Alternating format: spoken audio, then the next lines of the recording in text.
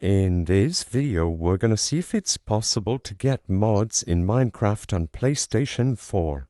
Is it possible? Is it not? Let's find out. Usually, to install mods on other platforms, all you have to do is download the mod file and drop it within your Minecraft directory while it is installed. However, for Minecraft PlayStation 4, you cannot mess with the game files through easy methods. So the only way to properly get mods on PS4 with ease is to use the Minecraft Marketplace or the Minecraft Store. You can find it if you are running the latest version of Bedrock Edition on your PS4, and you can open it up and buy mine coins in order to select mods.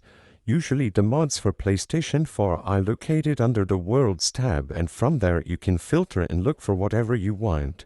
Sadly, besides this method, there is no other way to get mods on Minecraft in PlayStation 4.